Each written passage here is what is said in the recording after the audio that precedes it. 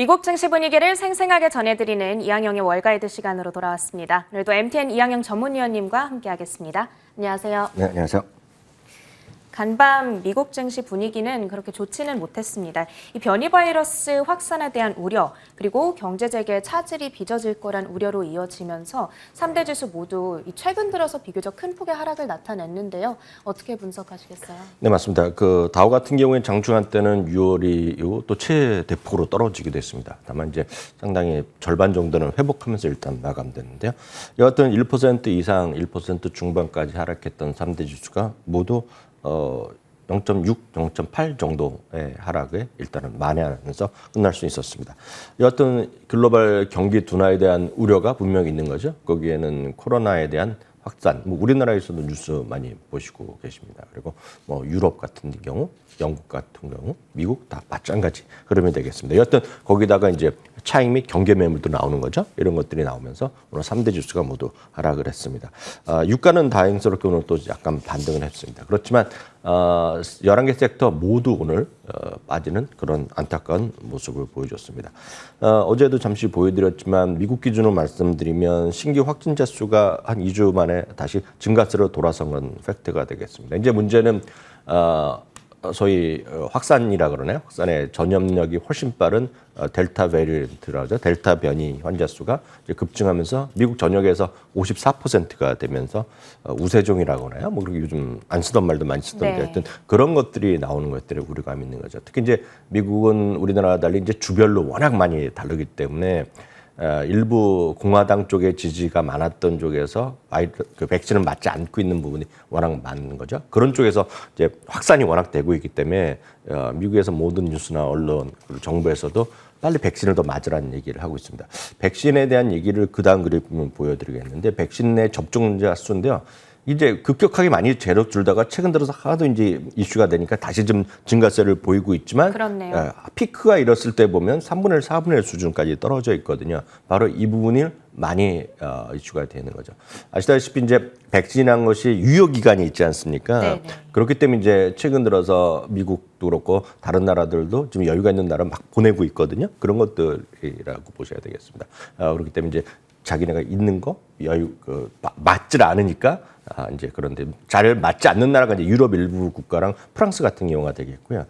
프랑스는 작년부터 말씀드렸다시피 백신을 맞겠다는 사람의 수 자체가 인구 대비 가장 적습니다 지금. 네네. 그리고 이제 미국도 마찬가지인데 그나마 많이 맞은 지역과 안 맞은 지역이 주별로 주 안에서도 어떤 도시별로 카운티별로 워낙 많이 다르거든요. 그러니까 이런 것들이 지금 이슈가 되고 있습니다.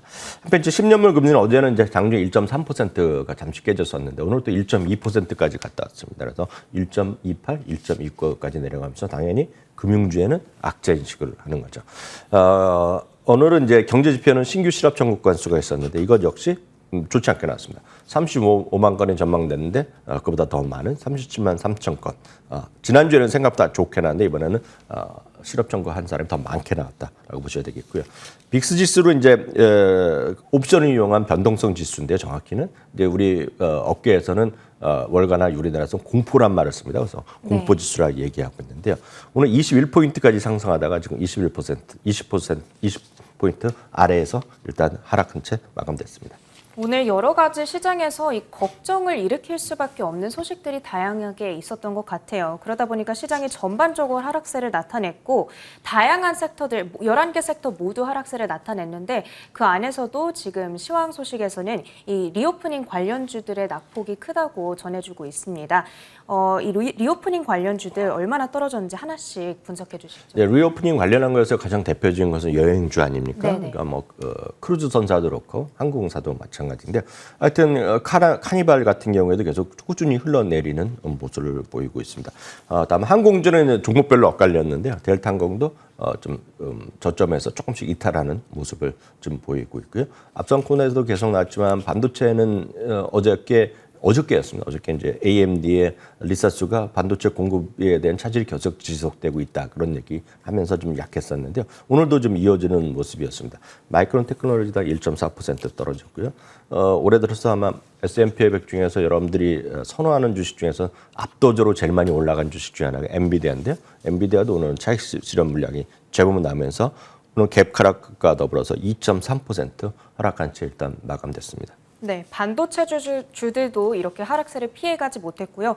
오늘은 사실 10년물 국채 금리가 1.25%까지도 떨어졌음에도 불구하고 빅테크 주들 역시 이 낙폭을 면치 못하는 그런 하루였거든요. 빅테크 주들도 마이크로소프트부터 하나씩 정리해 주시죠. 네, 맞습니다.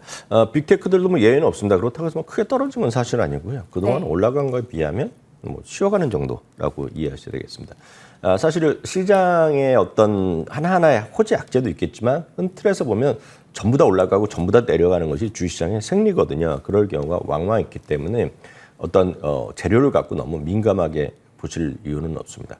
하나 더 말씀드리면 어제가 제가 이제 블랙락이요. 블랙락이 지금 경기가 피크를 치고 있다라는 표현을 쓰고 했다고 그러지 않습니까? 거기에서의 경기 피크라는 거는 생각보다 워낙 빨리 회복된 섹터가 꽤 있다는 의미거든요. 그러니까 네네. 그런 관점에서 비행기를 타는 여객 수가 TSA가 지금 2019년 수준을 넘어선 곳이 있다라는 것은 물론 부족한 것도 많지만 그래서 그런 의미가 되겠고요. 올해 이제 경기 둔화라는 것은 또 글로벌 전체적으로 확진자 수가 다시 늘어나면서 다시 국경을 좀 막거나 이런 나라가 아시아권에 많이 있지 않습니까? 네. 그러니까 이런 것이 같이 복합적인 설명으로 좀 이해된다라고 좀 말씀드리겠고요. 그래서 판단에 도움을 드리겠고요. 마이크로소프트입니다. 마이크로소프트는 어저께까지 4일 연속 사상 최고가입니다. 0.9%가 하락했는데요.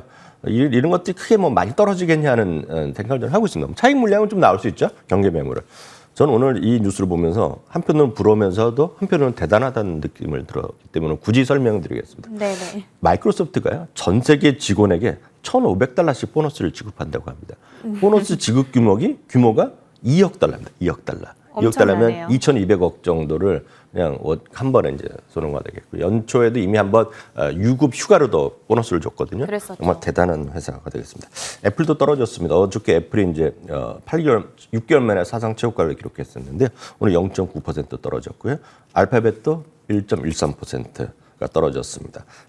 페이스북도 1.38%가 떨어졌습니다. 다만 페이스북에 대해서는 여러분들의 생각과 달리 상당히 많이 더 포텐이 있는 쪽으로 많이 이해하시면 되겠습니다. 물론 이렇게 주가가 오늘 떨어지면 또 여기저기서 이제 그 반독점에 대한 이슈가 계속 있지 않습니까? 구글도 있고 다 있는데요. 지금은 구글과 페이스북, 아마존이 1위, 2위, 3위입니다. 광고 시장에서요. 네. 근데 보면 페이스북이 약간 줄어들고 아마존이 늘어났는데요. 한 2025년까지 보면 구글의 점유율이 약간 줄어들고 그 상당 수준 페이스북이 점유율을 올릴 거란 얘기를 하고 있고 거기에는 인스타그램뿐만 아니라 왓츠앱을 통한 저희 포텐이 넘쳐날 것이다. 그리고 그런 쪽에 대한 수익화 사업이 곧 앞으로 꾸준히 나올 거라는 얘기를 많이 하고 있기 때문에 페이스북도 여전히 주목하셔야 될 것 같고요. 아마존은 시장과 상관이 없었습니다. 오늘요. 그러면서 오히려 3일 연속 사상 최고가를 이어가면서 오늘도 한 1% 정도 올라갔네요. 네, 알겠습니다. 이 빅테크주들 흐름 정리해 봤고요. 오늘 시장이 이제 왜 떨어졌는지는 저희가 이해가 되긴 해요. 뭐 어쨌든 변이 바이러스가 확산하고 특히나 일본이 도쿄 지역에 비상사태를 선고하면서 장중에 낙폭이 좀 확대되는 그런 상황도 있었는데 오늘 이렇게 증시가 급락한 이유에 대해서 월가에서 어쨌든 어떤 분석이 좀 나오고 있는 것 같네요. 네, 기존에 이제 그걸 걱정했던 사람들도 있고 오늘 보면서 이거에 대한 판단에 대한 자시 의견을 피력하는 사람도 있습니다. 네. 네. 티모시 라이스코라고 그레나이트 인베스트먼트에 있는 분인데요. 지난주까지만 하더라도 고용 보고서가 발표되면서 골디락스를 느낀 거 아닙니까? 고용 시장이 너무 좋지도 않고 나쁘지도 않기 때문에 시장이 이렇게 좋을 수 없다면서 3대 지수가 이틀 연속으로 그냥 최고가 랠리를 계속 갔던 거죠. 그렇지만 이제는 델타 변이가 또 확산되면서 글로벌 경기 회복에 대한 것들이 좀 기대감이 둔화될 수 있다는 것이 오늘 주가의 좀 조정의 빌미가 되었다는 얘기를 하고 있습니다. 한편 이제 주가가 상승폭이 워낙 컸고요. 그리고 밸류에이션에 대한 시간이 여러 개 있지만 또 안 좋게 보는 분들의 입장에서는 밸류에이션이 너무 비싸다라는 생각을 할 수 있는 거죠. 이렇기 때문에 상승 여력에 대한 기대감이 좀 낮아질 수 있다. 이런 시각이 좀 시장에 좀 확산될 수 있다라는 약간의 이분은 우려감에 목소리를 했습니다. 어찌 보면 상반기에 워낙 10%, 14.4% 올라갔기 때문에 전체적인 설문조사를 보면 하반기는 상반기보다는 상승폭이 둔화될 것이라는 것이 좀 다수의 시각이거든요. 그래서 그런 것들을 좀 오늘 얘기했다고 보셔야 되겠습니다. 시장이 어려우면 또 어려움을 더 가속화시키는 말을 하는 사람들이 많이 있습니다. 루비니 교수 같은 경우가 최근에 인터뷰를 많이 했기 때문에 제가 다음 주에 모아서 또 한번 그분의 경고의 목소리도 한번 정리해 드릴 텐데요. 네네. 오늘은 또 반대 목소리입니다. 뭐 미국에서 최고의 어떤 강세론자 중에 하나는 누가 뭐래도 와튼 스쿨의 제레미 실기엘 교수거든요. 이분이 오늘 이제 CNBC와 인터뷰를 긴급 인터뷰를 좀 한 걸 제가 좀 정리해드리겠는데요. 제목에도 딱 써 있습니다. 이분은 워낙에 뭐 비슷한 톤입니다. 이분의 시각은 강세장은 끝나지 않았다라는 얘기를 다시 한번 확인하고 있고요. 다만 연준에서부터 나오는 소위 정확히 직역하면 딸꾹질한 표현인데요. 그래서 보면 약간의 변동성은 있다라는 정도로 우리가 의미를 해석하시면 되겠습니다. 다만 이분은 계속해서 인플레이션에 대한 우려가 분명히 있는데 이걸 빨리 좀 해야 된다. 그래서 테이퍼링도 빨리 해야 되는데 아직까지 안 하고 있지 않습니까? 네. 이거에 대해서 비판적 시각이 약간 있습니다. 다만 인플레이션의 우려, 금리는 올라가겠지만 장기적으로 그래도 그럼에도 불구하고 주식만한 투자 대상을 찾기 힘들다라는 얘기를 하고 있고요. 그 대안이 되는 것이 이제 부동산이 아닙니까? 그래서 부동산이지만 장기적으로 보면 이분은 뭐 평소 소신인데요. 주식이 유일한 진짜 자산이라는 거예요. 그래서 리얼 에셋이라는 표현을 워낙 자주 합니다, 이 표현이. 오늘도 리얼 에셋이라는 말을 2번 정도 쓰는 걸 제가 들었는데 하여튼 그 정도로 주식에 대한 선호도가 높은 분은 좀 인정하셔야 될 것 같고 다만 큰 틀에서 보면 왜 이렇게 좋게 보냐. 특히 2021년 내내 소위 블록버스터급 이익 증가가 계속될 것이고 내년에도 이어질 가능성이 크다라는 배경을 얘기를 하고 있네요. 네, 오늘 시장이 이렇게 하락세를 나타내자 다음 이 하반기 전망에 대해서 조금 부정적인 시각도 나오고 있는 반면 제레미 시겔 교수 같은 전문가는 아직 시장의 강세장이 끝나지 않았다는 의견을 주고 있기도 하다는 부분 짚어봤어요. 이제 이번 주에 시장이 굉장히 주목했던 한 가지 이슈에 대한 이야기로 넘어가 볼게요. 이 국방부가 제다이 프로젝트를 취소하는 이슈가 있었는데 그러면서 새로운 프로젝트를 발주하겠다는 계획도 함께 밝혔습니다. 이것이 클라우드 시장의 또 다른 기회가 되어줄지 궁금한데요. 어떻게 보세요? 네, 맞습니다. 여하튼 클라우드 시장은 전쟁 중입니다. 그리고 이제 제다이가 프로젝트가 이제 이름도 바뀔 가능성이 큰데요. 새로운 이제 프로젝트가 나면서 거기에 대한 성장성 그런 것들이 워낙 더 많이 나올 것 같습니다.